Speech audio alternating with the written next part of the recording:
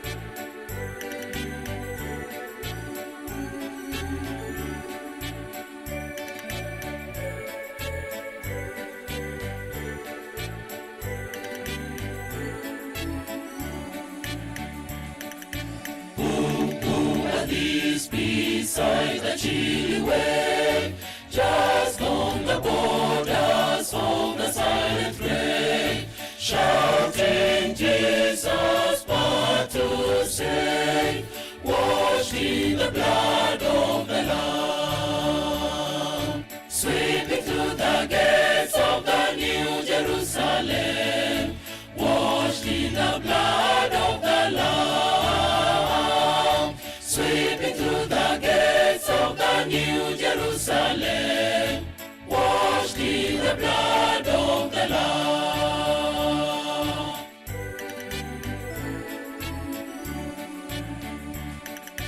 These are they who in the youthful days found Jesus early in wisdom's ways, proved the fullness of His grace, washed in the blood of the Lamb, sweeping through the gates of the New Jerusalem, washed in the blood of the Lamb, sweeping through the gates of the New Jerusalem, washed in the blood of the Lamb.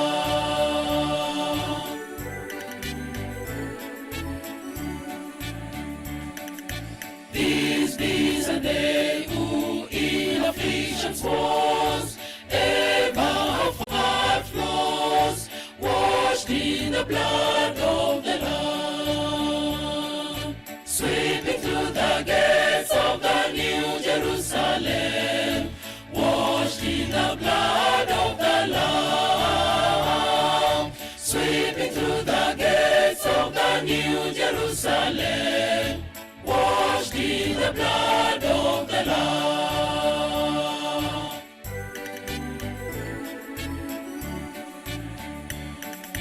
These are they who in the conflict died, boldly have stood amid a hottest fire. Jesus now says, come up high, washed in the blood of the Lamb, sweeping through the gates of the New Jerusalem, washed in the blood of the Lamb, sweeping through the gates of the New Jerusalem, washed in the blood of the Lamb.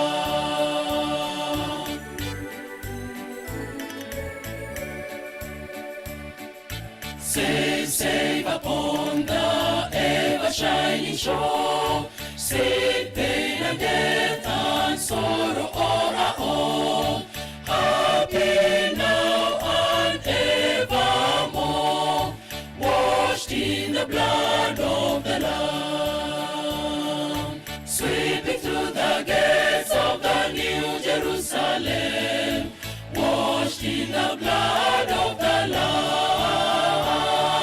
sweeping through the gates of the New Jerusalem, washed in the blood of the Lamb, sweeping through the gates of the New Jerusalem, washed in the blood of the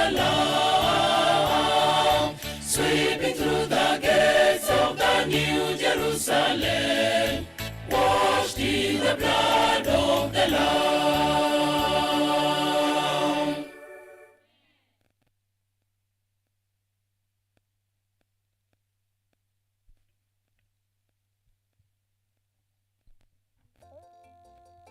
Kiteresi wakifika stanza 3 redemption, muwe nyuma yao.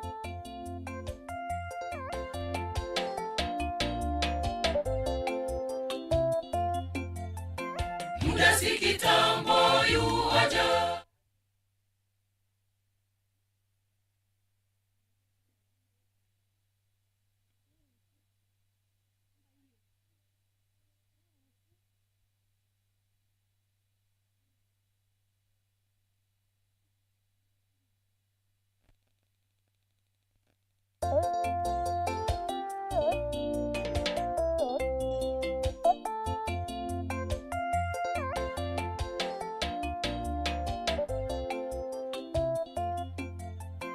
Muda si kitambo yuaja, Yesu arejea mawinguni.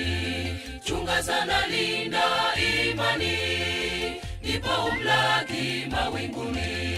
Muda si kitambo yuaja, Yesu arejea mawinguni. Chunga sana, linda imani, ndipo umlaki mawinguni. Tutamuona akishuka mawinguni kwa utukufu mwingi, kumlipa kila mmoja kulingana na matendo yake tu. Tutamuona akishuka mawinguni kwa utukufu mwingi, kumlipa kila mmoja kulingana na matendo yake tu.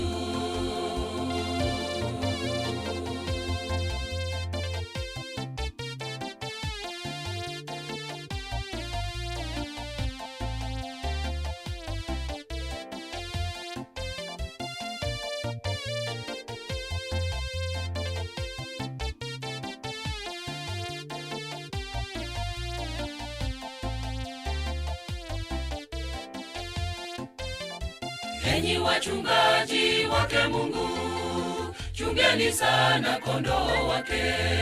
Yesu arudipo mara ya pili, kila mmoja avikwe taji. Enyi wachungaji wake Mungu, chungeni sana kondoo wake. Yesu arudipo mara ya pili, kila mmoja avikwe taji. Tutamuona akishuka mawinguni kwa utukufu mwingi, kumlipa kila mmoja kulingana na matendo yake tu. Tutamuona akishuka mawinguni kwa utukufu mwingi, kumlipa kila mmoja kulingana na matendo yake tu.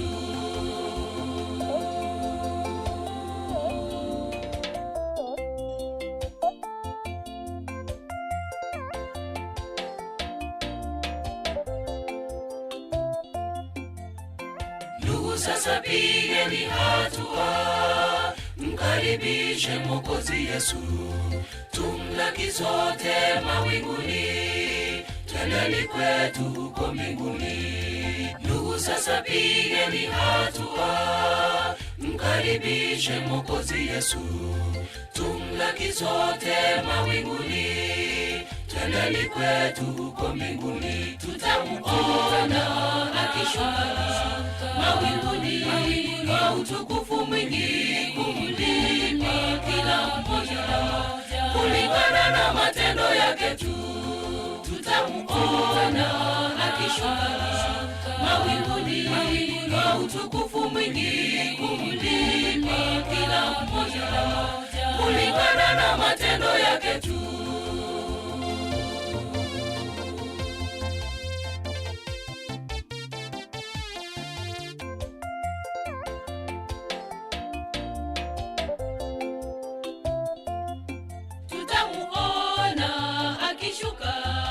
Mawinguni kwa utukufu mwingi, kumulipa kila mmoja kulingana na matendo yake tu. Tutamuona akishuka mawinguni mwingi, Redemption. kila mmoja kulingana na matendo yake tu, tutamuona akishuka. Redemption Ministers. Kwa utukufu mwingi, kumlipa kila mmoja kulingana na matendo yake tu, tutamuona akishuka mawinguni. Kwa utukufu mwingi, kumlipa kila mmoja kulingana na matendo yake tu. Amen. Redemption.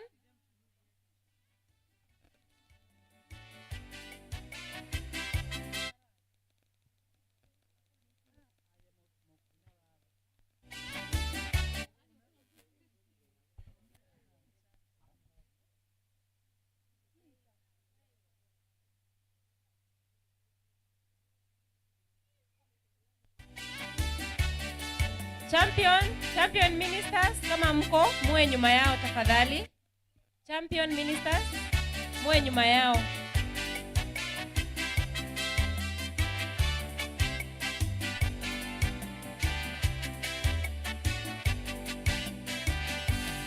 Herode mfalme akanyosha mikono kuwatendea mabaya watu wa kanisa, akawanya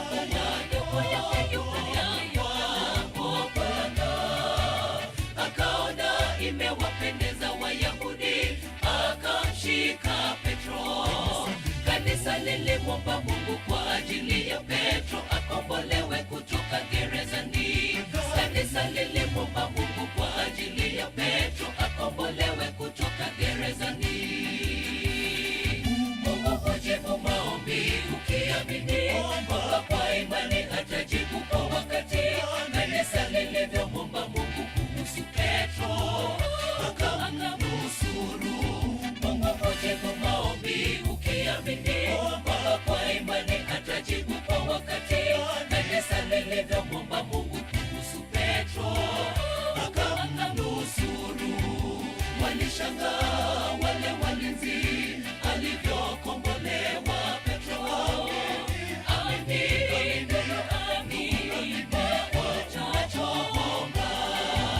Walishangaa wale walinzi alivyokombolewa Petro.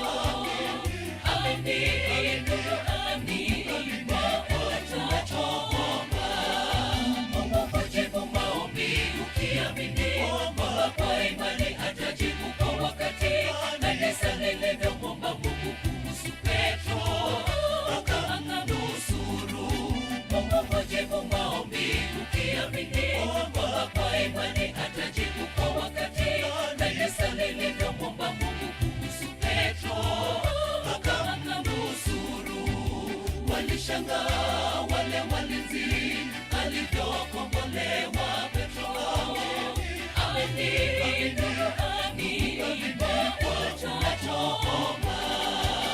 Walishangaa wale walinzi alivyokombolewa Petro.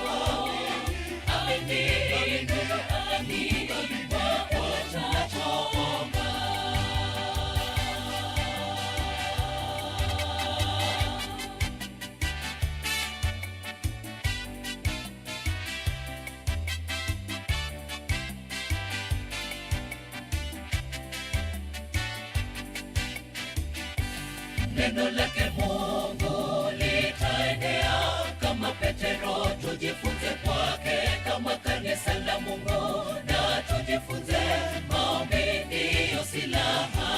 Neno lake Mungu litaenea kama Petro, tujifunze kwake kama kanisa la Mungu, na tujifunze maombi ndiyo silaha. Tudumu kumtegemea Mungu siku zote. Champion. Tutashindia. Tudumu kumtegemea Mungu siku zote. Tutashindia. Mungu hujibu maombi ukiamini, kwamba kwa imani atajibu kwa wakati. Kanisa lile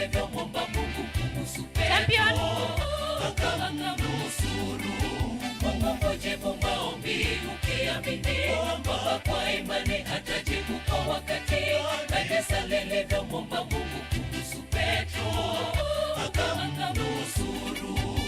Walishangaa wale walinzi alivyokombolewa Petro. Amini tunachoomba. Walishangaa wale walinzi alivyokombolewa Petro. Amini tunachoomba. Mungu hujibu maombi ukiamini kwamba kwa imani atajibu kwa wakati.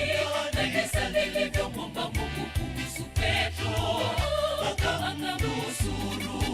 Mungu hujibu maombi ukiamini kwamba kwa imani atajibu kwa wakati. Kanisa lilivyomwomba Mungu kuhusu Petro akamnusuru. Walishangaa wale walinzi alivyokombolewa Petro. Amini tunachoomba. Walishangaa wale walinzi alivyokombolewa Petro. Amini tunachoomba.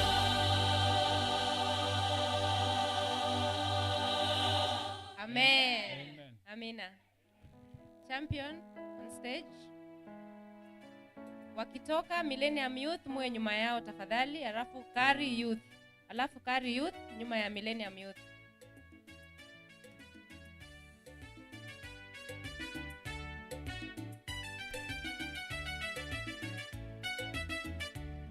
Wanadamu twasema hatuijui saa, dalili zote zimeshatimia, zingine bado twaona magonjwa, njaa, mauti. Sisi bado twasema hatuijui saa. Wanadamu twasema hatuijui saa, dalili zote zimeshatimia, zingine bado twaona magonjwa, njaa, mauti. Sisi bado twasema hatuijui saa. Simameni katika mlima Sayuni, piga kelele, tangazeni kuwa siku kuu ya Bwana ikaribu. Watu wa mataifa wapate ujumbe wa Bwana Yesu, watubu dhambi zao, wamngoje Bwana rejeapo. Simameni katika mlima Sayuni, piga kelele, tangazeni kuwa siku kuu ya Bwana ikaribu. Watu wa mataifa wapate ujumbe wa Bwana Yesu, watubu dhambi zao, wamngoje Bwana rejeapo.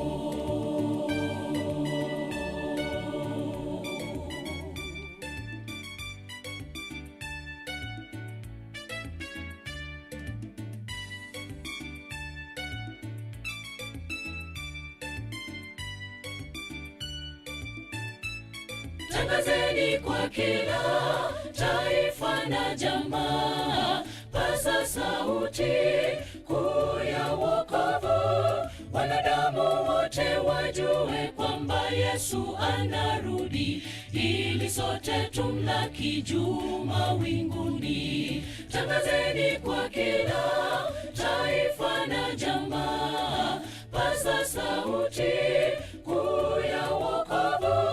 Wanadamu wote wajue kwamba Yesu anarudi, ili sote tumlaki juu mawinguni. Simameni katika mlima Sayuni, piga kelele, tangazeni kuwa siku kuu ya Bwana ikaribu. Watu wa mataifa wapate ujumbe wa Bwana Yesu, watubu dhambi zao, wamngoje Bwana rejeapo. Simameni katika mlima Sayuni, piga kelele, tangazeni kuwa siku kuu ya Bwana ikaribu. Watu wa mataifa wapate ujumbe wa Bwana Yesu, watubu dhambi zao, wamngoje Bwana rejeapo. Simameni katika mlima Sayuni, piga kelele, tangazeni kuwa siku kuu ya Bwana ikaribu. Watu wa mataifa wapate ujumbe wa Bwana Yesu, watubu dhambi zao, wamngoje Bwana rejeapo. Simameni katika mlima Sayuni, piga kelele, tangazeni kuwa siku kuu ya Bwana ikaribu. Watu wa mataifa wapate ujumbe wa Bwana Yesu, watubu dhambi zao, wamngoje Bwana rejeapo.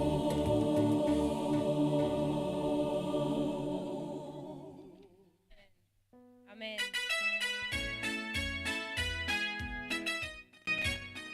Tuimbe 43 Millennium Youth wanapojiandaa. Furaha gani na ushiriki. Tuanze pamoja. Furaha gani na ushiriki, nikimtegemea Yesu tu. Baraka gani tena amani, nikimtegemea Yesu tu.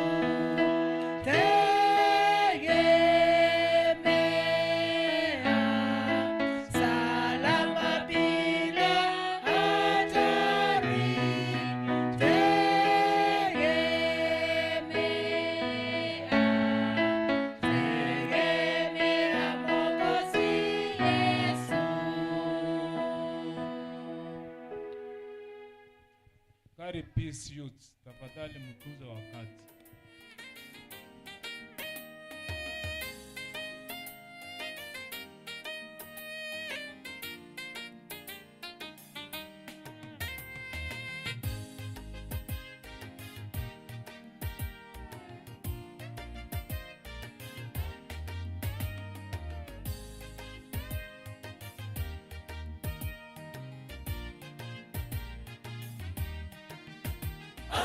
Aliubeba Yesu msalaba mzito uliomlemea, njia ya Kalvari iliyojawa majonzi tele kwa mwana wa Mungu. Kachapwa mijeledi, akatemewa mate, yote ni kwa ajili yetu. Aliubeba Yesu msalaba mzito uliomlemea, njia ya Kalvari iliyojawa majonzi tele kwa mwana wa Mungu. Kachapwa mijeledi, akatemewa mate, yote ni kwa ajili yetu. Tujiulize, alifanya nini mwana wake Mungu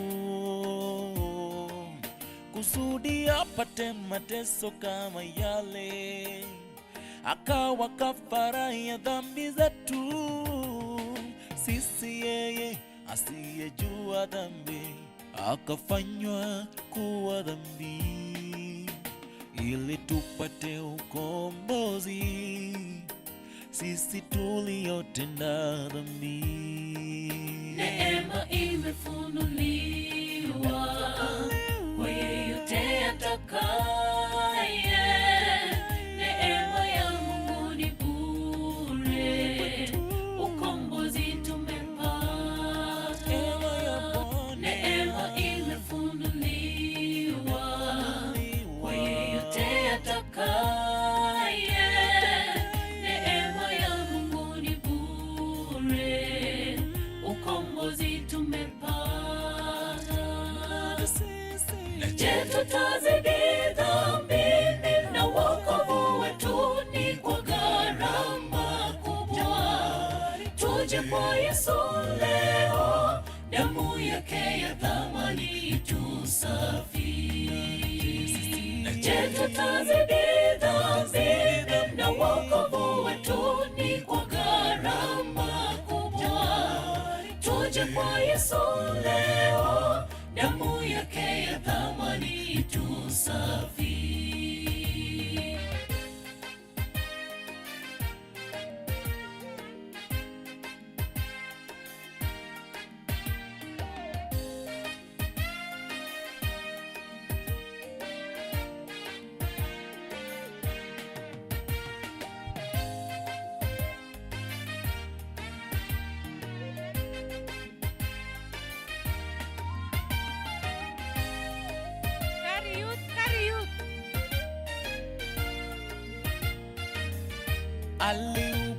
aliubeba Yesu msalaba mzito uliomlemea, njia ya Kalvari iliyojawa machozi tele kwa mwana wa Mungu, kachapwa mijeledi, akatemewa mate, yote ni kwa ajili yetu.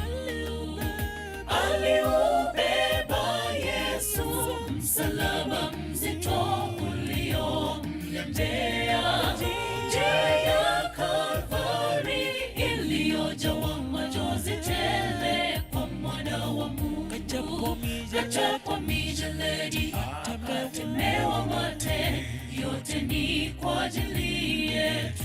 Naje tutazidi dhambi, na wokovu wetu ni kwa gharama kubwa. Tuje kwa Yesu leo, damu yake ya thamani itusafishe. Tutazidi dhambi, na wokovu wetu ni kwa gharama kubwa. Tuje kwa Yesu leo, damu yake ya thamani itusafishe. Tutazidi dhambi, na wokovu wetu ni kwa gharama kubwa. Tuje kwa Yesu leo, damu yake ya thamani itusafishe. Tutazidi dhambi, na wokovu wetu ni kwa gharama kubwa. Tuje kwa Yesu leo, damu yake ya thamani itusafishe. Amina. Amen.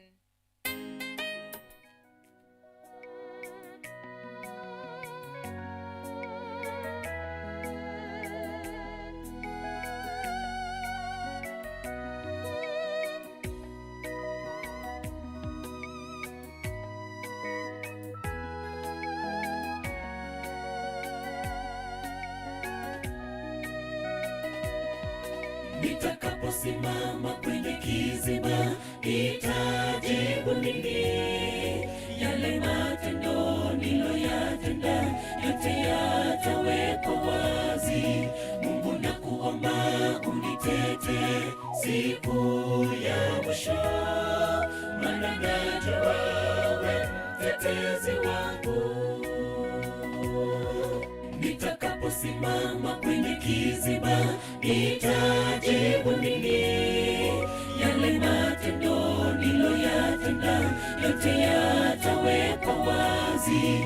Mungu nakuomba unitete siku ya mwisho, maana najua wewe mtetezi wangu. Bwana wangu ninakuomba, nisamehe dhambi zangu, nisijifiche siku ya hukumu mbele ya hakimu mkuu. Bwana wangu ninakuomba, nisamehe dhambi zangu, nisijifiche siku ya hukumu mbele ya hakimu mkuu.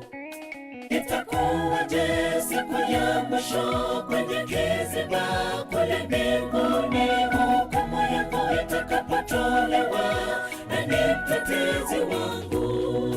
Itakuwaje siku ya mwisho kwenye kiziba kule mbinguni, hukumu yako itakapotolewa, nani mtetezi wangu? Bwana wangu ninakuomba, nisamehe dhambi zangu, nisijifiche siku ya hukumu mbele ya hakimu mkuu. Bwana wangu ninakuomba, nisamehe dhambi zangu, nisijifiche siku ya hukumu mbele ya hakimu mkuu. Itakuwaje siku ya mwisho kwenye kiziba kule mbinguni, hukumu yako itakapotolewa, nani mtetezi wangu? Itakuwaje siku ya mwisho kwenye kiziba kule mbinguni, hukumu yako itakapotolewa, nitakapotolewa na ni mtetezi wangu.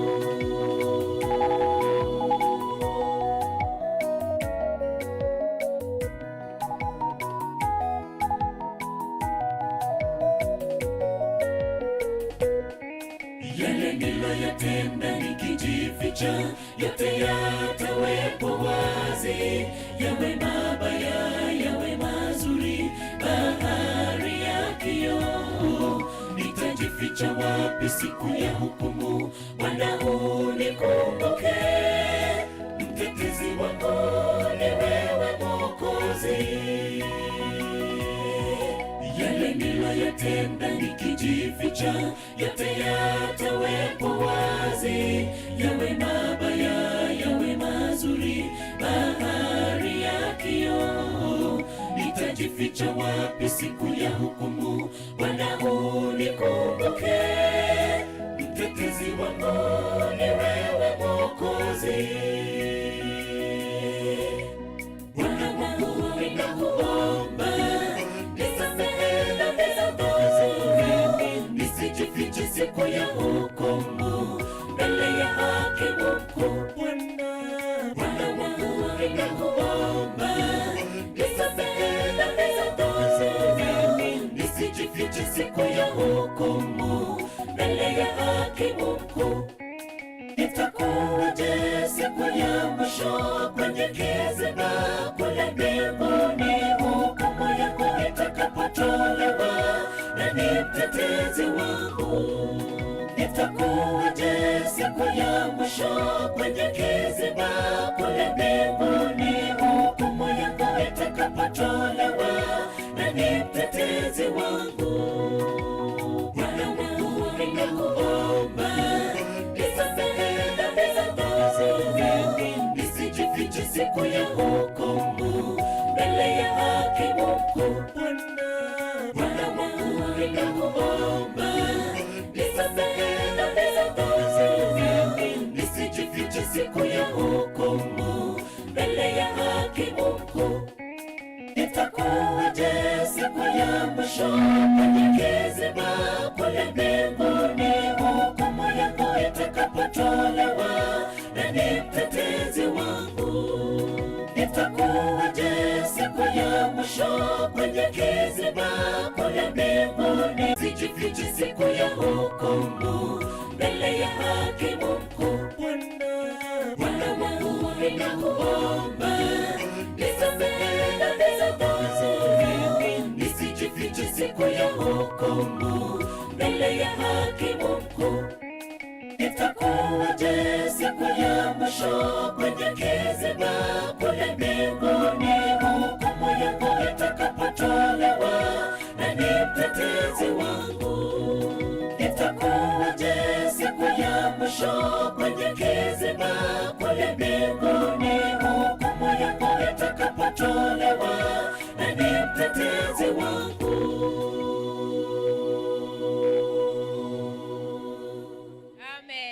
Naomba tusimame wote tafadhali. Tusimame wote. Tunaomba. Mtakatifu Mungu wa mbingu na nchi, tunakushukuru na kulimbia jina lako. Asante kwa ajili ya mapenzi yako mema ambayo umetukirimia kila mmoja wetu tangia utotoni mpaka nyakati huu. Masaa haya imefika wana wako watakapoenda kutoa kwa ajili ya kazi yako. Mnenaji atakaposimama kwa ajili ya kuongoza kipindi hiki, naomba Mungu wangu mtumie jinsi utapendavyo na tusikie sauti yako kupitia kwake. Ni katika jina safi la Yesu Kristo Bwana kumsema maisha yetu. Amen. Pastor, karibu. Praise be to the Lord. Yesterday during our offertory tulijifundisha kwamba Mungu angependa tumpe the best. Kwa ile lugha tulijifunza sana, we should give how? Kwani mlikuwa bajana? We should give how? We should give excellently. Excellently. And katika himizo ya leo kuna watoto kati mwetu pale bado wana children, hello? Children, hello? Yeah, let's be silent.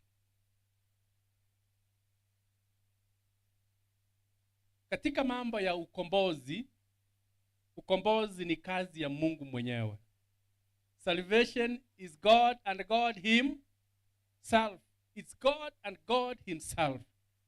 But however, God wants to involve us in the work of salvation. And why does he want to involve us in the work of blessing? So that, in the work of salvation, so that he blesses us. Mungu tunayemwabudu ni Mungu ambaye hana upungufu, kwa sababu vitu vyote vilivyomo duniani ni za nani? Ni vya nani? Paka wewe mwenyewe ni wa nani? Ni wa Mungu. He owns everything. But time and time again, katika historia ya mwanadamu, mambo ya wokovu pia anauzisha watu. Ndiposa hata Yesu mwenyewe anafanya kwamba azaliwe na nani? Azaliwe na mama ambaye ni Miriam. Ili involves us. So God always has given us a privilege. He has given us the privilege so that we support the work of salvation to humankind. In other words, when we support God's work, it is not a right. It is what? A privilege that he has given us. He can do. He does it without you. But he has given us this privilege ambayo it's perfect kwetu sisi kama binadamu. So that we share kazi ya Mungu jinsi vile apendavyo. Katika kitabu cha Wakolosai 1 fungu la 24. Hebu mtu na asome. Colossians chapter 1 verse 24. Colossians chapter 1 verse 24. Mtu na asome.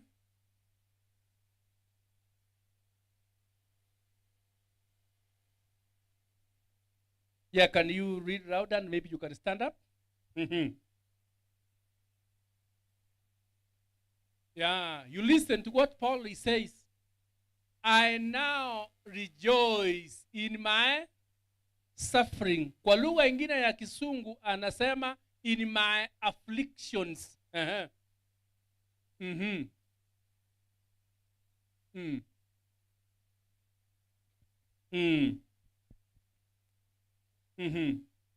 Which is the church. Mtumishi wa Mungu Paulo anasema kwamba anafurahia katika shida anazopitia. Paulo kama mtumishi wa Mungu, he had several afflictions. In one context he says kwamba walimpa mijeredi mingapi? 40 plus. That is how many of those? Those were whips. Na ile mijeredi haikuwa tu mijeredi yechingoli. Kwa bara kolenta mocheredi olia basi ba hooks jiriche chindoani. Babe kachiyarale. Ekera bagwa ko monto ngiye gosoka na kero kimoroje. Tinyama ya motikira gento kieke. Bona ko tebange mechande ine basafia abunerabe. I will rejoice because gongo sange mechandeliye sa aoroche ekerare kobori ngumoroche mwenye bantu. So on the wensi ambaye amemchawa Mungu, you want to serve the afflictions of Christ as in the story of redemption of human being. In other words, Paul says that he is cheerful and he will continue to give sacrificially by doing all in his power to advance his glory. Now, we as members of Millennium, what do we do to advance? Do we do anything to advance, to make it develop, to grow as a church? Do we do anything? When it comes to issues of giving, that's one way through which we support God's work. How do we give heartfully? Do we give heartfelt? Do we give with gratitude? How do we do when it comes to giving what God has blessed to support his cause, which is God has given us as a privilege? Sons and daughters of God, God has designed this church so that when we give our tithes and offering, we support his cause of human salvation. In other words, The more we give, yeah, the more we support salvation of work, the sooner coming of who? Jesus Christ. Nabagotebanga tinda alendo buruti bwane bwangu. Ekiagira abantu bose imbara akora gento kumoroje. Tibara ikera mangana haya. So it's our responsibility to give nature encourage to chance. Toruno mayo to bonds. Egere mere mekine ogocha kwa Yesu kobenga kimoroje. Kobe elia kabere. Enga kiye kanisa yo. The people out of grateful hearts gave freely and cheerfully and sacrificially for the support of the ministry. With grateful hearts, we should freely give. With grateful hearts, we should give cheerfully and sacrificially for the support of the ministry of the gospel at this time. We are told that this annual festival it is one avenue that God has created so that we have time to give special thanks offering to God. How great are the blessings of free grace in our lives. God has given us grace. We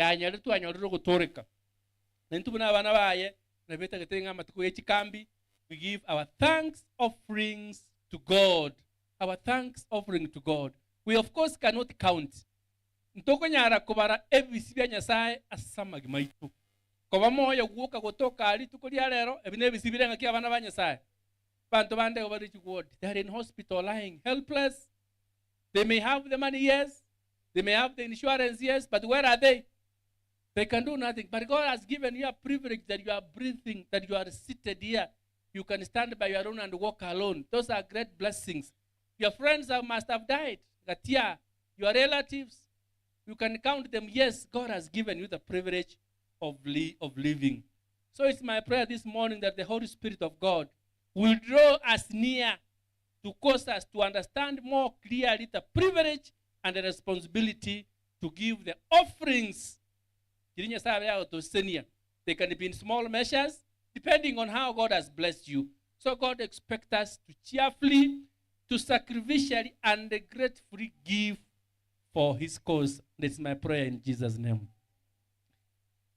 Let me say this, that we Seventh-day Adventist Church, initially, we had the honor of giving. But nowadays, we give very poorly as members of the church. True or false? I told you at the time, if you went to treasurer's books, then you list out how many members give. I don't know how many members we have in how many of us in our books? But church clerk, 731. Those are the books, but I'm sure we are much more.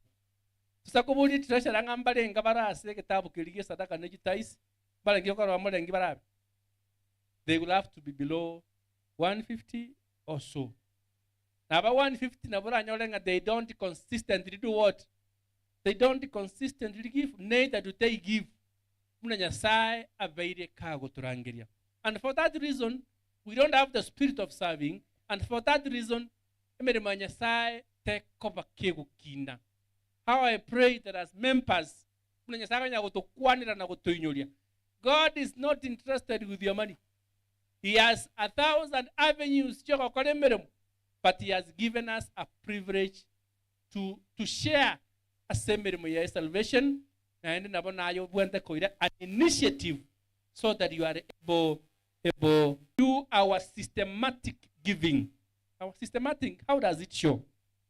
Maybe I'll teach you sometime later. I think 10% is what? It is tithe. The least we can give in terms of tithe. Then we also have 10% for combined what? Offerings, that is 20%. Then we have plus. Now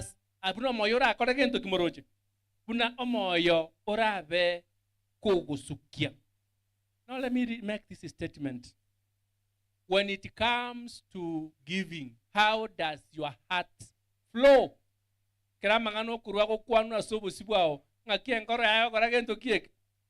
na kien kore yao ego sukiwa nga kien kore yao ego siboka ikiagera ntumuna barandia kuna sambabanya sae. God has given us the assignment. Normally kako tebanga, if you don't remind mungulelo nji white, if you don't remind members that they should give to the Lord, you should cease. And it's a responsibility that God has given us. But at the same time, as what God has blessed us, we always give because that's what God requires. God requires of us. Can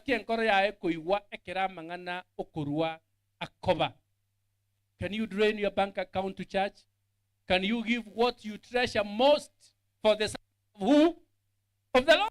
Usually what we bring, which is supposed to be biribiko kwa amatoronge, yani biribiko ratagendoki.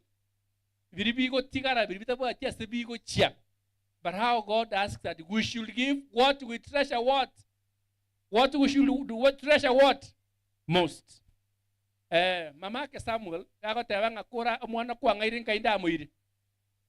Ase nyomba yangu. Did he do that?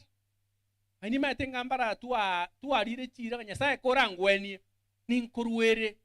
Nyasaye kora nkoragete. Nyasaye otokorera matuko magatwa koragento ki kweva naende kwa mwena ikerania eira yao kigima ekiagere bisibe nyasaye na bibi bigo tangaswa.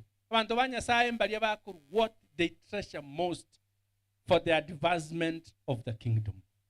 So during this car meetings chomwakoyo nabango sabanaye bweli galigie. What do you treasure most? Oh, this is what I will give to the Lord. Hallelujah. What you treasure what? Most. I know some of us mbara do you farmers michombega? Then tengomba sobusiwanya sai. Pledge, mosharo, half of my salary I will give to who? To the Lord. I'll bring I'll bring onions, I'll bring that. What do you practice in this life? What God has blessed me is what I'll do what? I'll give. This has reminded me of a story of a young lady by the name Nancy. She went to college without money. Absolutely without money. She went to an Adventist institution. And she joined the college. Akademi moyama boko anyole school visa akoragentoki. Yani work program in school. And this lady Nance, she could also do extra. She could go to the statement of the school of the work program and say, I have raised maybe 10,000 from my work program. She could now get cash of 10,000 to give what? To give what? Tithe. God blessed this lady. All the way from a certificate course, she went through a degree. God opened ways. One time, she used to be very active in church, very, very active. And yet she was also doing work program, school fees. And for this reason, the wife of the vice chancellor knew that Nancy is active in church. However, he didn't know much about her. So one time, when exams were about, her statement was not showing 100% school fees, and she could not do exams. She made efforts to see the vice chancellor to explain because yule ambaye anasema finance alikuwa amekataa. So when she was to see the vice chancellor, the wife of the vice chancellor came. Then he told me, Nancy, what are you doing here? I want to see the principal. I want to see the vice chancellor. I told him, for what reason? He told him, I have a diversity of my school fees. Diversity of school fees. How? She had a statement on her hand on how she always raises her what? Her school fees. Unfortunately, I don't know this fortunately, vice chancellor was among the treasurers of the church. She knew that Nancy was always faithful when it comes to tithes and what? So she thought she also didn't have any problem as pertaining to school fees. So when she shared about it, the vice chancellor said, is this how you have been raising your school fees? She said, no. From now henceforth, I have adopted you to be my daughter. That is how she moved. embe akoyune galiye principle chia samenyete. And all this happens because she trusted God and she gave all that she had out of the best, out of what she could be able to do.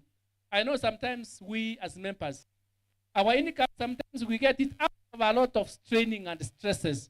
But still out of that, God requires to give him because he wants us to support his work, because it's a privilege for me and you to support his work.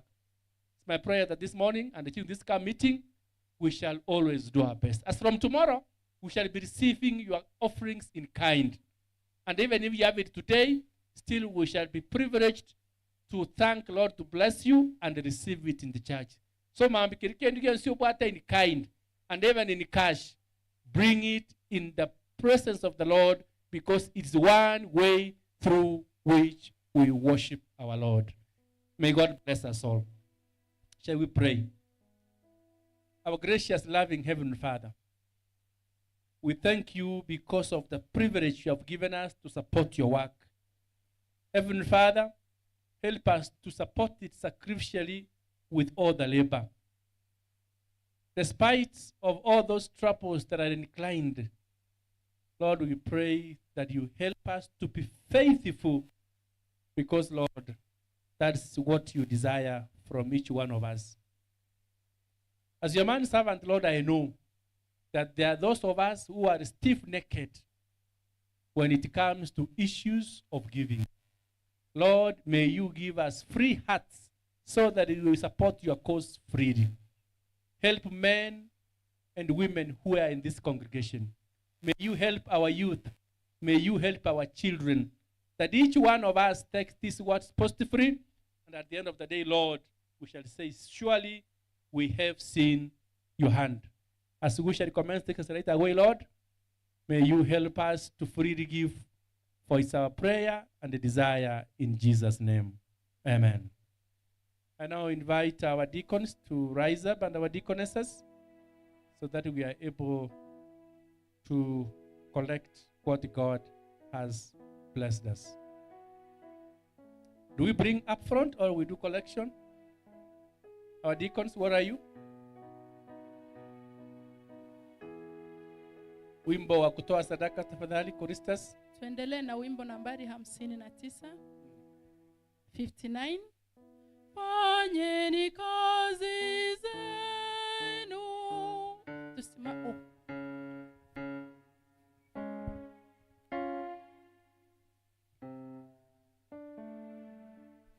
Tuanze wote. Fanyeni kazi zenu. Usiku si mbali. Kesheni saa zenu. Vumilieni. Kwa Yesu tumikeni. Na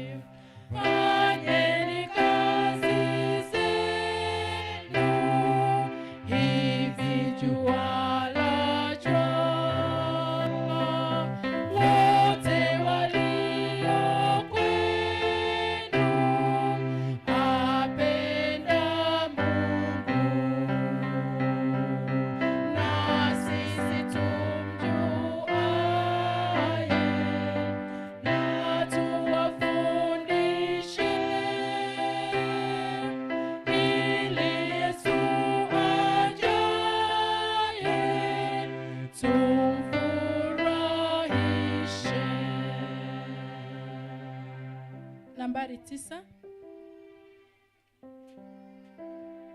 Muumbaji mfalme, vitu vyote vyako ni kwa ukarimu wako ninabarikiwa, ni kwa ukarimu wako ninabarikiwa. Uliyeniumba na kutegemea, sina budi kusisifu hisani zako. Sina budi kusisifu hisani zako kuu. Nitatoa nini?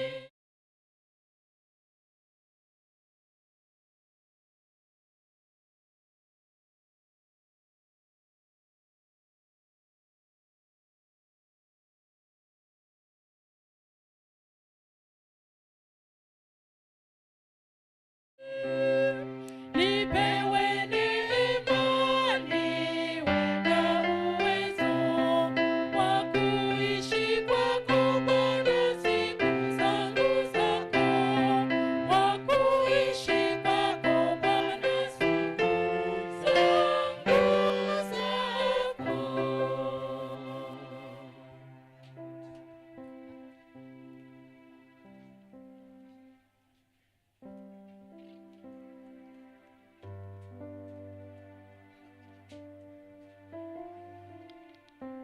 Kari Peace Church kwaya, muendelee kujiandaa.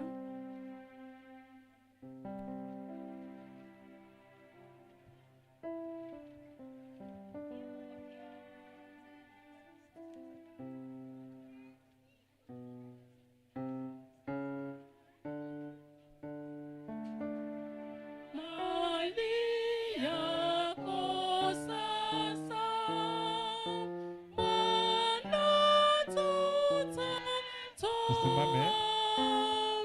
hatuna yaliyo yetu, yote ni vipaji.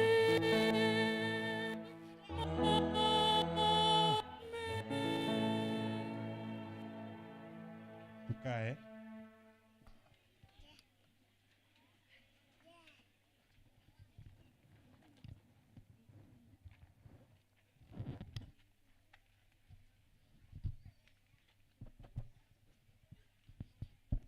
Vile tuliimba hivyo, ningependa tusimame tuweze kuomba.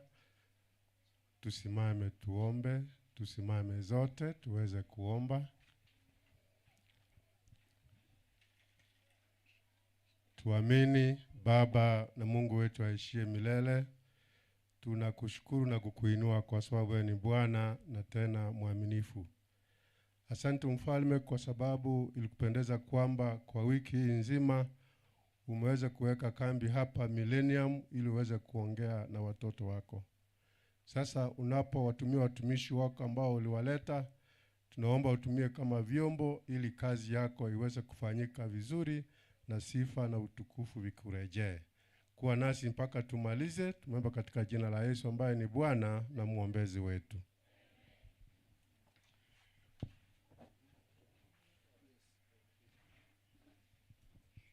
Naomba kupitia kwa choristers tupate kwaya moja yenye itamwalika pastor. Na mfanye kwa haraka sana. Kari Church kwaya, nafasi ni yenu.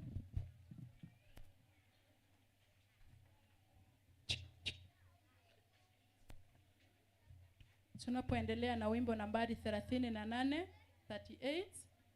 Nasif shani ya Mungu, tuimbe.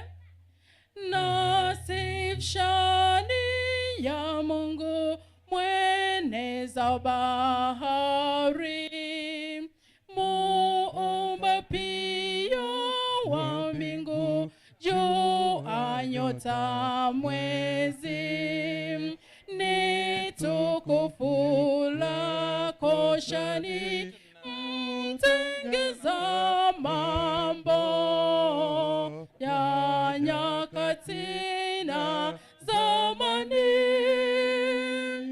ya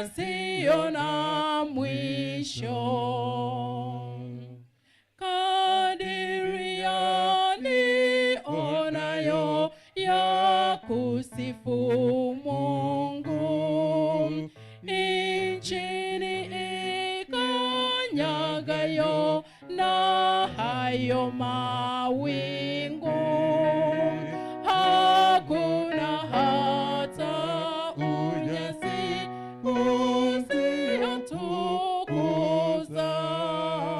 na upepo wavumisha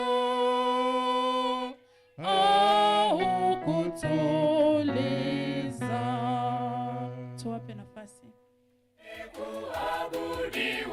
Pembe, Injili iwafikie watu wote. Ujumbe wa malaika watatu unasambazwa kila pembe. Injili iwafikie watu wote wa mataifa. Amina. Ujumbe wa malaika watatu unasambazwa kila pembe. Injili iwafikie wote, watu wote wa mataifa. Injili iwafikie wote, watu wote wa mataifa.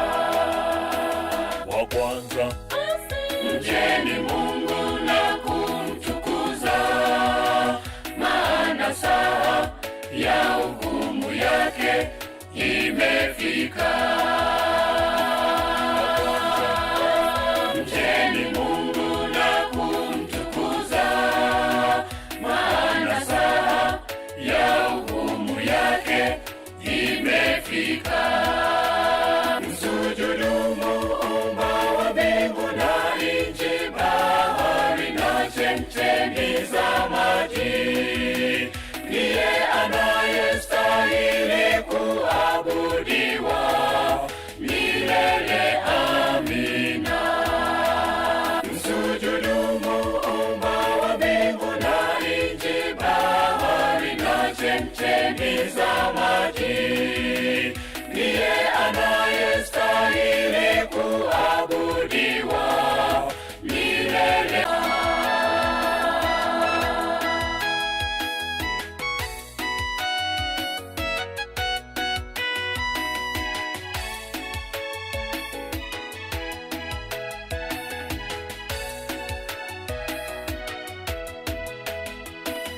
Ujumbe wa yule wa pili wasema umeanguka Babeli.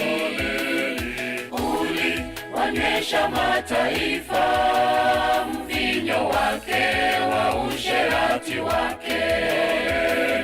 Uliwanywesha mataifa mvinyo wake wa usherati wake. watatu, Msiabudu yule mnyama, msije kunywa kikombe cha ghadhabu yake Mungu. watatu, Msiabudu yule mnyama, msije kunywa kikombe cha ghadhabu yake Mungu. Hapo ndipo penye subira ya watakatifu, watu wake Mungu, wanaositii amri zake Mungu na Bwana Yesu.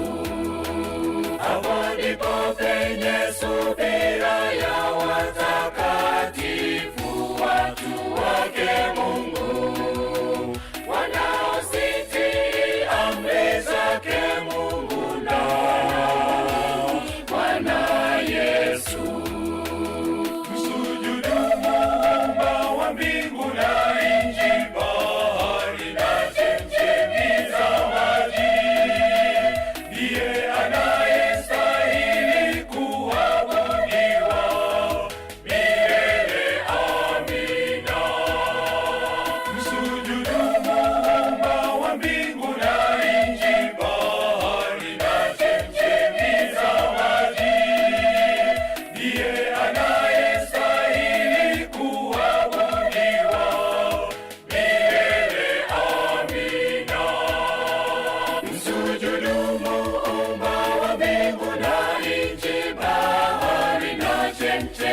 za maji, ndiye anayestahili kuabudiwa milele. Amina.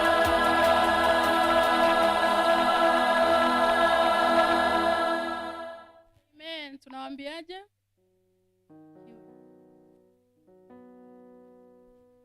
Tunashukuru kwa yetu kwa wimbo huu mtamu.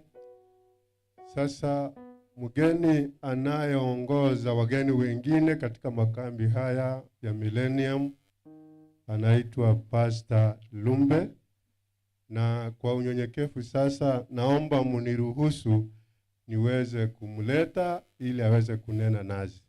Ni wangapi pamoja nami wanasema Pastor karibu? Karibu. Bwana Yesu asifiwe. Bwana Yesu asifiwe. Basi ninamshukuru Mwenyezi Mungu kwa nafasi nzuri ambayo ametupatia jioni ya leo, mchana wa leo, tuweze kujifunza maneno matakatifu ya uzima. Ama nimshukuru wachungaji wenzangu ambao tunafanya kwa pamoja makambi haya. Nishukuru mafundi mitambo, nishukuru wale wanaotulaza, nishukuru wale wanaotupikia chakula na watu wote wanaofacilitate na kusababisha sisi tuwepo na afya njema. Nishukuru pia media ambayo inarusha mahubiri haya moja kwa moja. Leo tutakuwa na somo katika Mathayo 24 fungu la 14. Mathayo 24 na lile fungu la 14. Mathayo 24 fungu lile la 14. Mathayo 24 fungu la 14.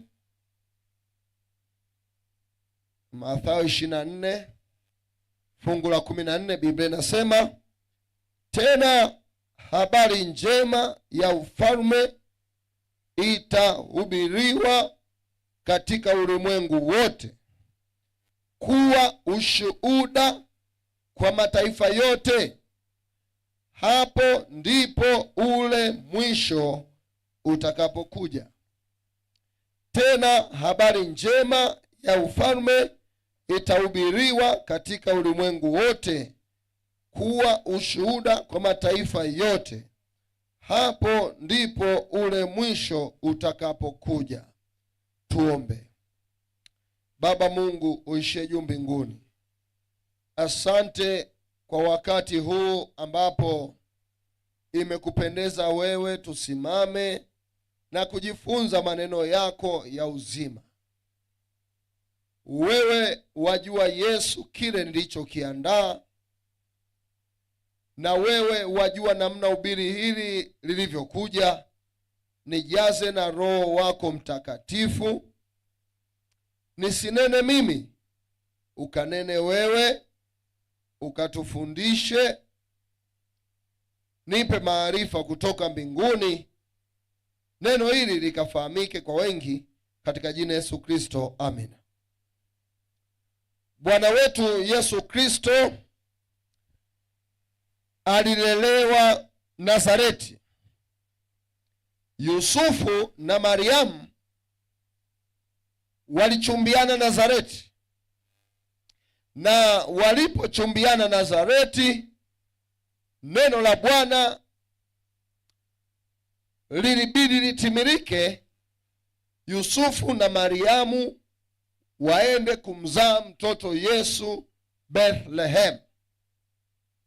Kwa nini Yusufu na Mariamu wanakwenda Bethlehem? Ni kwa sababu iliandikwa na unabii lazima utimilizwe. Watu wengi nimewasikia wakisema, unajua Yusufu na Mariamu walizaa mtoto kwenye holi la ng'ombe kwenye nyumba ya mtu fulani. Lakini ukweli ni huu, Israeli yote walitegemea Yesu atakuja kwa mara ya kwanza, na wao walijua Yesu atatokea na kulelewa kwenye miji mikubwa, mfano Yeriko, mfano Bethlehem. Kule Tanzania tuna kabila linaitwa Wabalbair, yaani hao ni rafu kuliko Wamasai. Wanavaa ngozi, wanapaka mavi ya ng'ombe ndio mafuta, wanapaka maziwa ndio mafuta yao ya nywele, wanakula nyama tu za polini.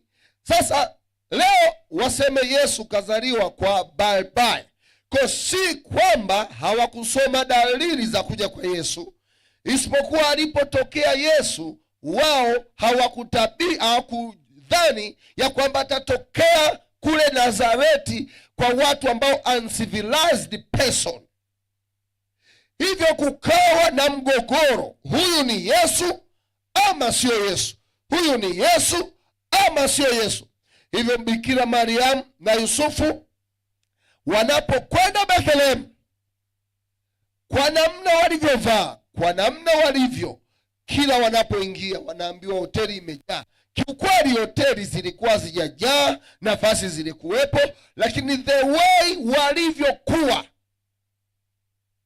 waliona watadistabu wateja wengine.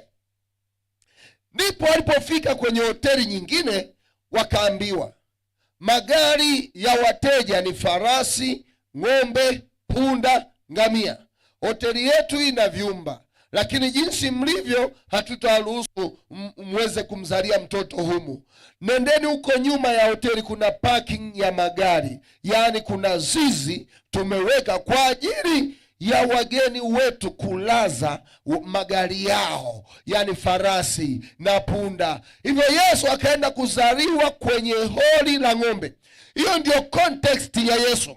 Na kwa sababu amezaliwa kwenye holi la ng'ombe, kwa sababu ametokea Nazareti, watu wakamkataa wakisema iwezekani kijijini kumtoe Yesu. Kukawa na competition kubwa. Yesu baada ya kuzaliwa Bethlehem anarudi kukulia Nazareti. Unaposoma kile kitabu cha Marko 2, Biblia inasema Yesu akaingia mjini kwao baada ya siku kadhaa kadhaa. Yesu akaanzia kazi Kapernaum. Kwa nini Yesu akuanzia kazi kwao Nazareti? Kwa nini hakuanzia kazi Bethlehem alipozaliwa? Kwa nini hakuanzia kazi Yeriko? Kwa nini Kapernaum? Nimempenda sana Mathayo anapolielezea hili jambo, anasema Yesu aliingia mjini kwao. Ukisoma Mathayo 4:9, Kapernaum panaitwa mjini kwao, yaani wewe umezaliwa Kisii. Na baadaye wanasema wewe kwenu sio Kisii, ni Meru. Watu watashangaa, lakini kwa nini Yesu aingie Kapernaum? Kapernaum panaitwa kwa Kiingereza triangle evangelism. Yaani ni eneo ambalo ukiwa Kapernaum pana mji wa Korazini, pana mji wa Bethsaida na pana mji wa Kapernaum. Hapa Kapernaum pembezoni mwa bahari ya Galilaya, kilomita 5 pana mji wa Korazini, kilomita 5 pana mji wa Bethsaida. Na hapa ndio maana ikaitwa triangle evangelism. Kwa nini Yesu alichagua Kapernaum? Maana pale ilikuwa ni highway ya kutoka Afrika, ya kwenda Ulaya, ya kwenda Asia. Kwa aliona akihubiri Kapernaum pale, ni watu wanaopita watapeleka taarifa Kenya, Tanzania, Ethiopia, wale wafanya biashara watapeleka Iraq. Ndio maana hii kiteolojia tunaita triangle evangelism press.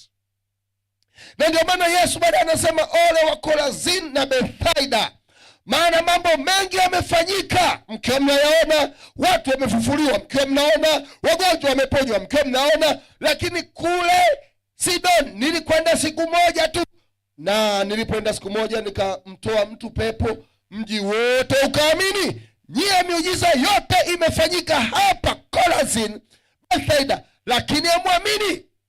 Yesu aliamini kuhusu habari kuhubiriwa, ndio maana anaanzia kazi Kapernaum, na habari za Yesu zikaenea ulimwenguni kote. Na sasa habari njema katika Mathayo 24:14 nasema, habari njema ya ufalme itahubiriwa katika ulimwengu wote kuwa ushuhuda. Tunapozungumza habari za ufalme, maana yake tunazungumza habari za yeye ajaye aliyesema, ninakwenda kuandalia makao ili nilipo mimi na ninyi muwepo. Ni kweli Yesu amekwenda kuandaa makao. Na ni makao gani ambayo Bwana wetu Yesu Kristo amekwenda kuyaandaa? Ni makao gani? Najua kuna watu nikawauliza, hivi Sabato hata Sabato, mwezi hata mwezi, ili fungu linahusu nini? Akasema tukifika mbinguni kuna Sabato. Leo nataka niwaambie Sabato ilifanywa kwa ajili ya sayari dunia na sio sayari ya mbinguni juu. Na kwa maana hiyo, baada ya miaka 1000 Sabato yetu itarudi. Kwa hiyo nini kinachozungumzwa hapa? Yesu amekwenda mbinguni kuandaa mji ambao Adamu aliuharibu, na Ufunuo anasema mji Yerusalemu ya mbinguni ikashuka, iliyopambwa kama bibi harusi aliyepambwa tayari kwa mumewe, na ule mji utashuka. Kwa Yesu hataumba tena, isipokuwa mji utashuka. Lakini anasema kwanza habari za ufalme zihubiriwe. Mchana wa leo nataka niwaambie watu wa Millennium, Yesu ndiye mfalme. Na kama Yesu ndiye mfalme, wewe ni mtoto wa mfalme. Na mfalme Yesu ndiye anayetawala. Wakati anatoka kaburini, anaambia wanafunzi twendeni Galilaya, akasema nimepewa mamlaka yote mbinguni na wapi? Na duniani. Na kama Yesu amepewa mamlaka yote, lazima tumuhubiri yeye ndiye Bwana wa mabwana, Kristo wa makristo yote, mfalme wa wafalme, anayetawala mbinguni na duniani. Siku moja hapa Kenya watu wanaogopa sana mtu akipatwa na pepo. Siku moja nilikuwa nimeenda kuhubiri kanisa fulani, silitaji maana tuko live, na ila wapo Kenya hapa. Nimekwenda kuhubiri. Sasa mchana nikatoka kwenda kula. Mchana saa 8 nikachelewa kurudi. Kumbe washirika wakajaa wakijua ninarudi. Akaibuka kijana mmoja ana mapepo. Mapepo majini yakamvaa pale. Yalipomvaa, wazee wa kanisa wakaenda wakamwekea Biblia juu. Walipomwekea Biblia, pepo likaanza kuchana Biblia. Wazee wakasema hili ni likali, linachana Biblia. Basi wanakwaya walipoona Biblia zimechanwa, mzee mmoja akasema, pepo likasema, huyu ana hela zetu za Freemason. Wakamchukua hela zake yule kijana, wakazichoma moto. Yani eti pepo linakwambia unalisikiliza. Wakachoma moto. Huku kwaya inaimba, wasiona kwaya wanaimba nyimbo za kitabuni, wazee wanaomba, pepo linawatandika. Kanisa zima sasa wanaomba katika jina la Yesu Kristo kama alokole. Kapepo eti kamoja kanasumbua, katika jina la Yesu Kristo, katika jina la Yesu. Pepo linasema naombeni maji ya kunywa. Mzee anakimbia kwenda kuchukua maji ya kunywa kwa ajili ya pepo. Hivi una akili sawa sawa wewe? Unatumwa na shetani na unakwenda kuchukua maji ya kunywa. Una akili sawa sawa? Pepo linasema hiyo nguo nyekundu aliyovaa ni ya Freemason. Wazee wanachukua wanaichoma. Wanasita pepo tena nasemaje? Tupo kwenye kucha, kateni kucha. Wanakata. Sikiliza, nilipofika nakuta wanakwaya wameimba, wamegalagala chini, wanaomba wote. Kanisa linapiga kelele. Watoto nao wanaomba kivyao. Wazee nao jasho linawatoka. Kapepo kamoja. Wamesahau ya kwamba tunaye Yesu aliyetuambia tuhubiri habari za ufalme. Yeye ni mfalme. Shetani ni mfalme wa giza, lakini yeye ni mfalme wa mbinguni na wapi? Na duniani. Na ukiona ombea pepo, usikubali likutume, na usikubali discussion na pepo. Wengi mnakosea, unaongeaje na shetani? Mimi nilipofika nikasema, jamani, pisha. Na nataka niwaambie, unapolala na Biblia eti ili usiku wachawi wasikusumbue, nataka niongee jambo. Biblia haikusaidii, ila ukisoma ikakaa kichwani ndiyo inakusaidia. Ukiweka Biblia kwenye pepo haisaidiane, si makaratasi tu. Yaani wewe neno lile likae ulitamke kwenye pepo.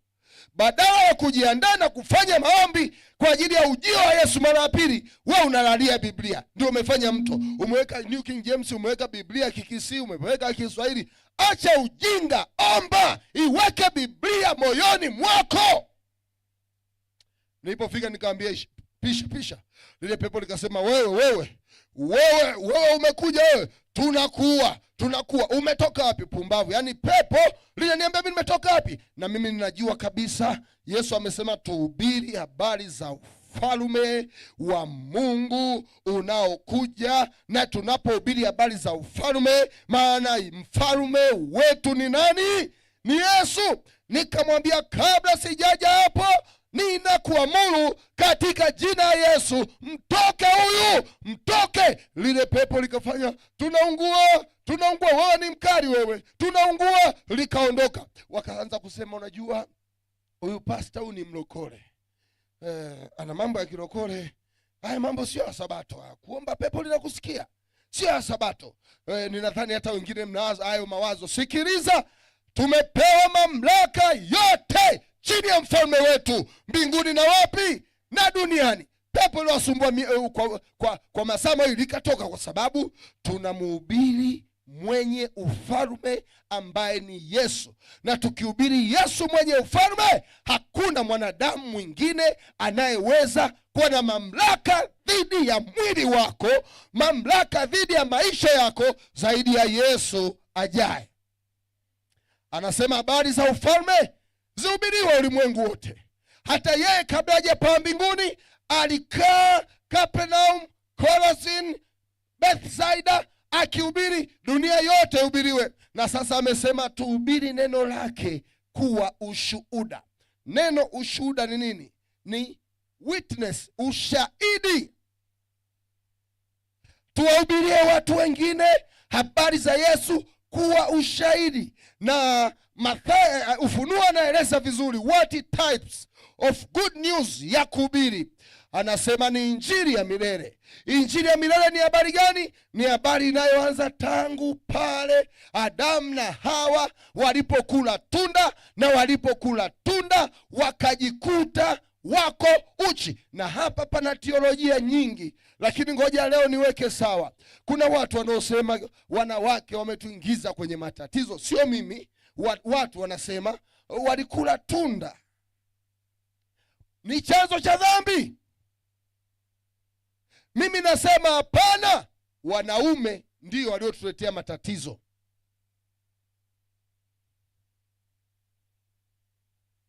Na nyinyi kina mama mnakuwa wanyonge.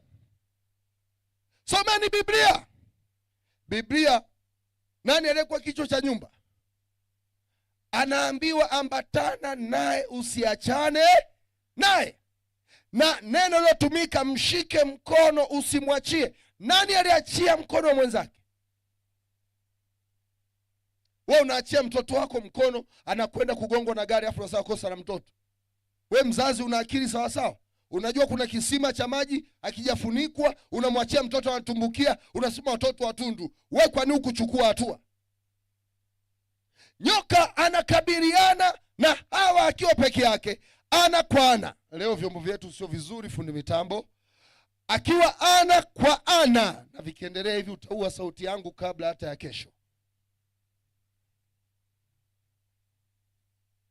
Anakabiliana na shetani ana kwa ana.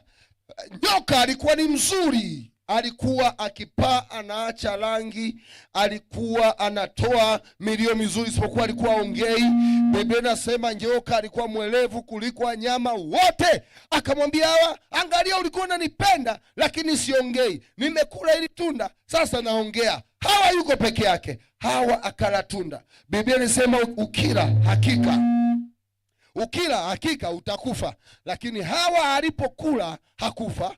Hawa alipokula hakujiona uchi. Hawa alipokula hakwenda kujificha. Kwa nini? Adamu alikuwa amepewa second chance. akikutana na Hawa kama kuhani, aombe msamaha kwa niaba ya mke wake na dhambi isiingie ulimwenguni. Ndio maana Adamu alipokula tu wakawa nini? Uchi. Lakini Hawa alipokula hakuwa uchi. Nani katuletea matatizo?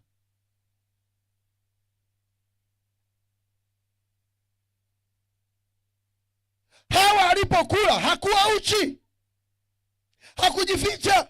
Maana Mungu zamani za Biblia, baba wa familia ndio alikuwa kuhani. Ndio maana Ayubu anatoa kafara kwa niaba ya watoto wake. Adamu kama baba wa familia alitakiwa atoe kafara na Hawa asamehewe. Yeye hakushawishiwa na nyoka, hakukutana na nyoka. Hawa tu alipomwambia nimekula, soma Patriarch Prophecy, Adamu aligrabu, alipokonya tunda bila hata kuelezwa na Hawa, akala. Yaani yeye hakushawishiwa na nyoka wala na Hawa. Wengi mnasema Hawa alimshawishi Adamu. Soma vizuri vitabu. Adamu alipokonya kabla Hawa alipoanza tu baby, unajua akala. Nani katuletea matatizo?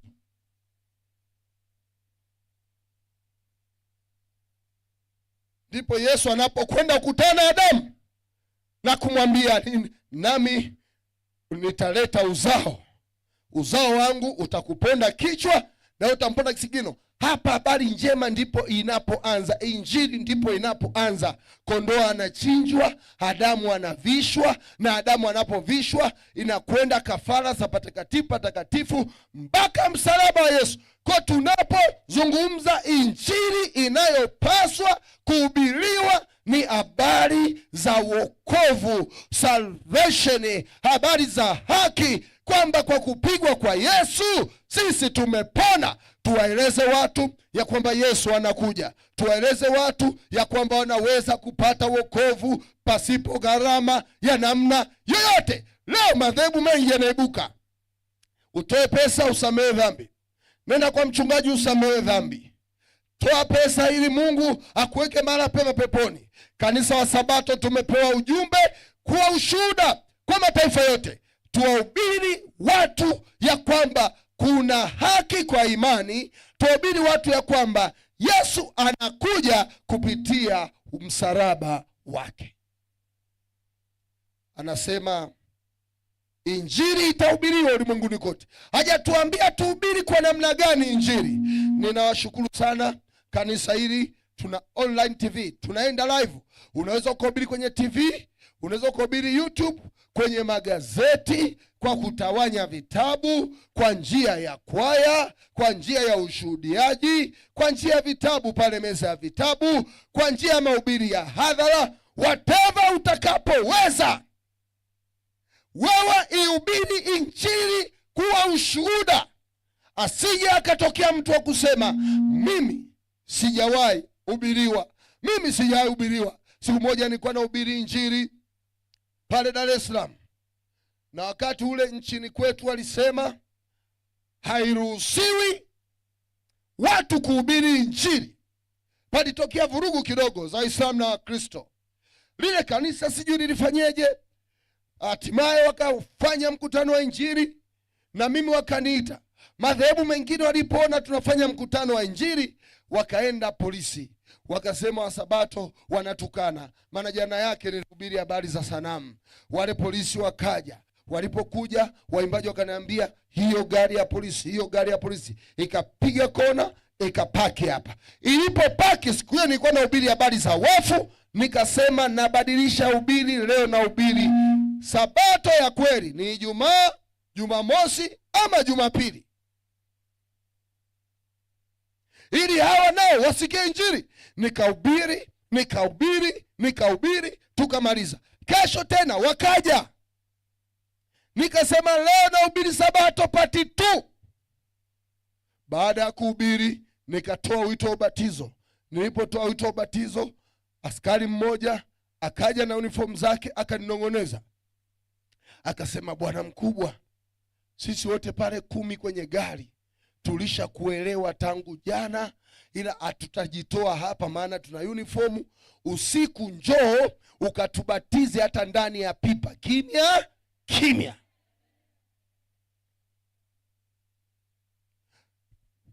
Baada hapo nikaendelea kuhubiri, nikahubiri. Jioni nikamweza mchungaji wa mtaa na baadhi ya watu. Usiku tukaenda baharini, maana tulikuwa tunahubiri karibu na bahari, tukawabatiza wote. Unapohubiri injili kumtangaza Yesu ajaye na kwa ushuhuda kwa watu, anayepeleka injili ni Yesu mwenyewe na sio wewe. Anayesindikiza maneno hayo ni Yesu mwenyewe na sio wewe. Anayeongoa watu ni Yesu mwenyewe na sio wewe. Yesu anakuja, Yesu anakuja. Piga panda ya makelele. Injili ya Waadventista wa Sabato ni injili ya kuhubiri Yesu anakuja. Mungu atubariki sana. Ni wangapi wanasema Yesu uje tu tayari kukulaki? Simama pamoja nami. Naomba praise team waje waimbe anakuja upesi.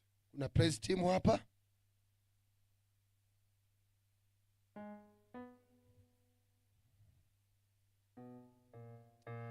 Anakuja upesi Yesu Bwana wetu.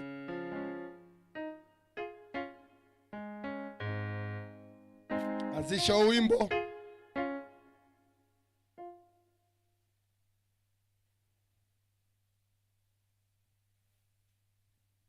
Na nitamuomba mchungaji wa mtaa aje atuombee asubuhi ya leo. Aje hapa mbele atuombee. Na baada ya wimbo huu nitatoa wito wa ubatizo.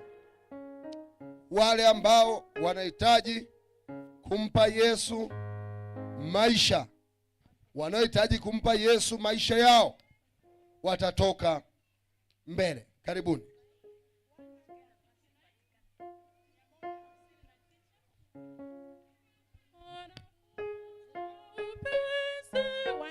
Twende wote. Anakuja upesi Yesu Bwana wetu, msafiri mbali na kwao. Alisema dhahiri nitakuja tena, amina na uje sasa. Anakuja duniani, wasafiri wote watapumzika.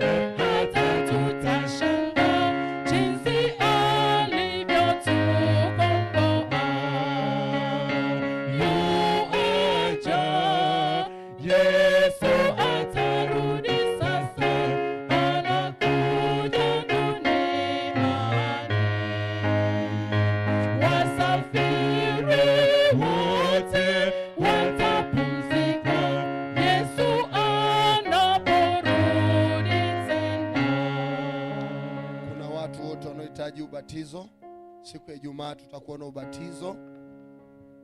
Nyosha mkono wako. Kuna watu wanaohitaji ubatizo. Kuna watu wanaohitaji ubatizo. Basi Mungu awabariki. Njooni hapa niwapokee. Wazee wa kanisa nao waje hapa. Mungu awabariki. Mungu awabariki. Wapo wengine wanahitaji ubatizo. Wapo wengine. Karani wa kanisa waandike majina. Tukiendelea kuimba nambari 168. Njoo, Mungu awabariki. Mungu awabariki sana. Beta ya mwana itakapori amara. Mungu awabariki. Karani waandike majina. Kapopambasuka nao wa haki watakapokusanyika. Mungu awabariki. Majina yaitwa bora iwepo. Majina yaitwa bora. Majina yaitwa bora. Majina yaitwa bora. Majina yaitwa bora iwepo. Siku ile watakatifu Miaka 12 kwenda juu ndio wanaobatizwa. 12 years above. Miaka 12 kwenda juu. Asante. Asante sana.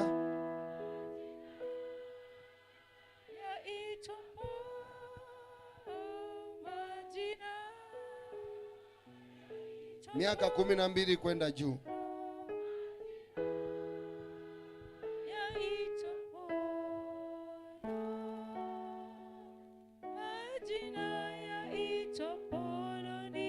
Ijumaa tutakuwa na ubatizo. Thank you. Ijumaa tutakuwa na ubatizo. Basi pastor tuletee ombi. Baada hapo karani, natamani nione makarani 2, 3 kuokoa muda. Vijana sijui wako wapi.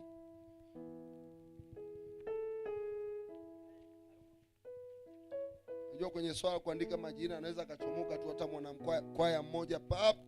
Chukua karatasi andika kuokoa muda. Kuokoa muda. Basi pastor tuletee ombi. Tunaomba. Our kind and loving Master in heaven, Lord, we want to thank you so much for your love. We want to thank you so much for your grace which is so sufficient to us. And we want to thank you, God, for your mercies which are new every morning. Thank you, Lord, for this period of time where you have gathered us all here to come and listen to your word. We know soon you are coming and you want each and every one of us to get involved in this good news, the gospel, so that we may go around and tell others of your soon coming so that they may be prepared. We know, Lord, we can't do it by our own, but through your power, through your Holy Spirit, through your presence, we can do all things for the honor and glory of your name. We pray that your word may have an impact in our lives, that this word may change us, that this word may transform us, that this word may create us anew. As we go out to tell others of the good news of you, they may see that our good works and may praise you forever. Thank you, God, because you have promised to be with us to the very end, even when we are going out with this good news. Your children have given their lives to you. I will pray that, Lord, you may help them, that you may make them to stand firm in thy faith, because soon you are coming to take us home. Thank you for using your man servant. I pray that, Lord, you may continually helping him and guiding him in all ways, and the rest of the speakers as they minister to us, that this word may have an impact in our lives. Thank you, Lord, because you are going to do much more exceedingly, much more abundantly, much more than what we have asked or prayed for, as according to thy riches in glory. For this is our prayer in Jesus' name. Amen. God bless you.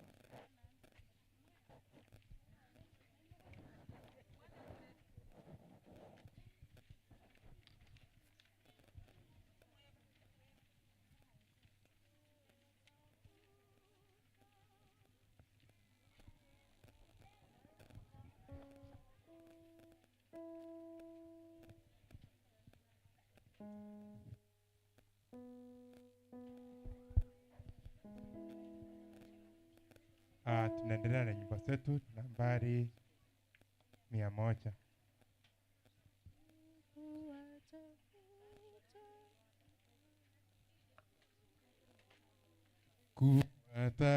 Kuwatafuta wasioweza. Tuanze.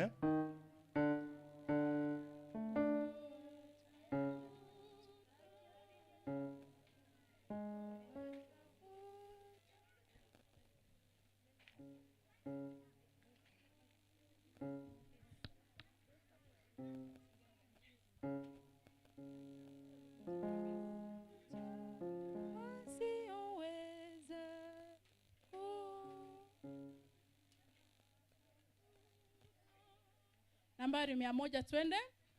Kuwatafuta wasioweza, kuomba wamrejee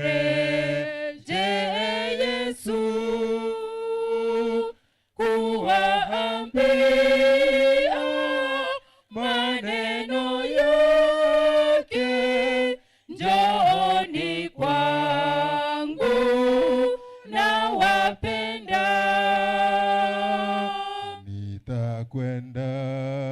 Nitakwenda niwatafute wote wapotevu wageuke,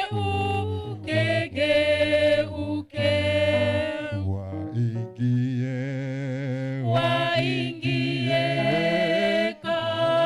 katika zizi lake la Mwokozi wetu Yesu Kristo. Kuwatafuta wasioweza, waonyeshwe Mwokozi wetu, kuwaongoza wapate wote uzima ule wa milele.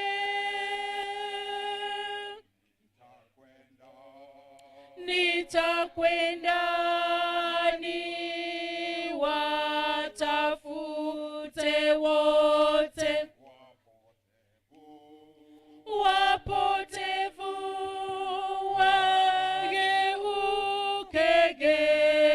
wageuke, waingie katika zizi lake la Mwokozi wetu Yesu Kristo. Kazi hiyo nataka kufanya leo, nimesikia mwito kuwainua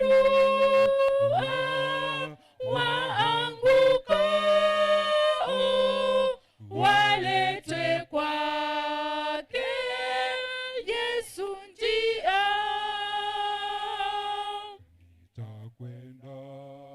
Nitakwenda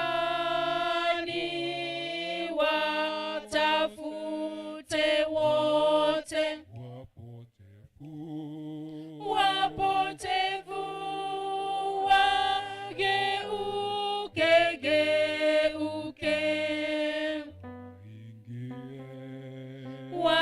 waingie katika zizi lake la Mwokozi wetu Yesu Kristo.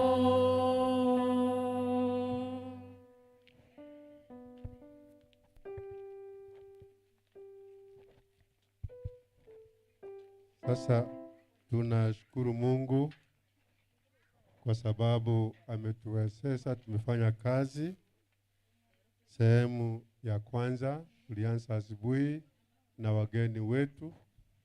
Kila mmoja ameweza kufanya kazi jinsi ambavyo aliongozwa na Mungu. Na penye tumemalizia, tunashukuru Mungu kwa sababu ya neno lake kwa kupitia mchungaji Lumbe.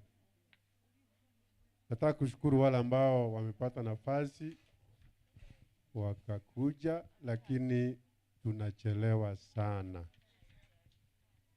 Asubuhi tulipoanza devotion tulikuwa watu wachache mno, na hata wageni wetu wote wakakuja.